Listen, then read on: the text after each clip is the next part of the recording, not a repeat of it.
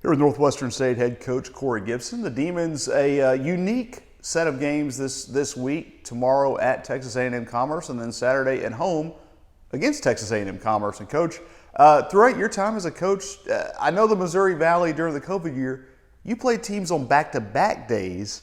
So does it feel a little bit like that? It does. The pandemic year, the back-to-back games were very tough, especially on the big people.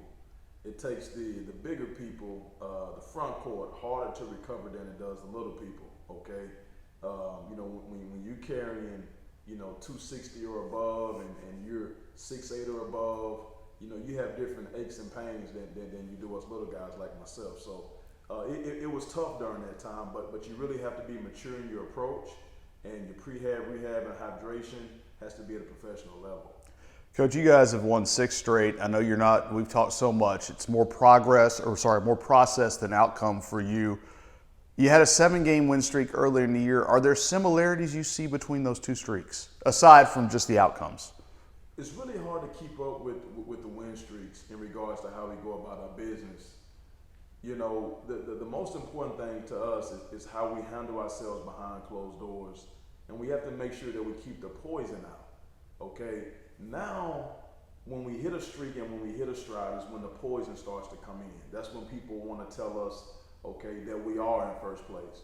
Well, we didn't have anybody telling us that when we were picked preseason 6, okay? We didn't have anybody telling us that. We didn't have any player on the all-conference team. So now they think we might have a player or two that's up for something. Now they want to tell us how good our players are. Well, we keep a one-track mind in regards to our approach. The same way we approached it before the season started is the same way that we approach it now. What we do behind closed doors and what we do today is the most important thing in our program. Well, you guys, you've certainly had a guy who's done a lot for you statistically and just watching the games, DeMarcus Sharp. He's one of those quote-unquote little guys, but he's played such a big role, and I know that's something that you're not surprised by what he's been able to do. No, I'm not, and I'm not really impressed by anything that he does on the floor either, because he's a tremendous worker behind the scenes, and what he's had to endure to put himself in this position after having some injuries in the past, and what it took for him to recover, and how he had to go about his business in the summer, because a lot of people had written him off. Most of the people that I know in the profession, they said that he'll never be the same player that he used to be. And he's actually a better player than what he used to be, because he's stronger, after having a surgery and things to put everything back in place and intact. He's a stronger, bigger, faster in some different areas. But he's not the only one. I mean, we got other guys on this roster that have done a tremendous job this year. They've been consistent in their mental approach, and we're just blessed and thankful to have them in the program. Kind of touching on Sharp again, when a guy goes through something like that, and his was a little different injury. We've seen knees, we've seen hips. You don't often hear kind of that lower leg injury unless it's an ankle, and his was not.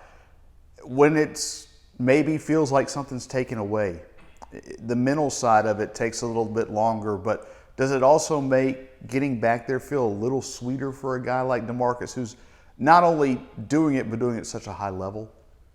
If I go back from my playing days, I broke my foot twice.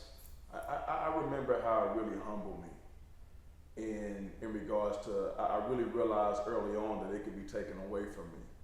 But it also gave me some time to really watch and reflect, and the game became slower for me when I came back. And it became the matrix, as we've communicated about before. It just slowed down, and some people were playing fast, but mentally I was playing slower, which gave me a competitive edge. And I just think that Sharp experiencing what he experienced throughout his injury bout, the game became slower for him, and then it also helped him understand how he had to prepare, prehab, and rehab with a more mature approach. Mature approach and growing in the matrix. Is that applicable to Greedy Williams, to Jalen Hampton, to Hansel Emmanuel, what they've gone through from game 1, now going into game 25?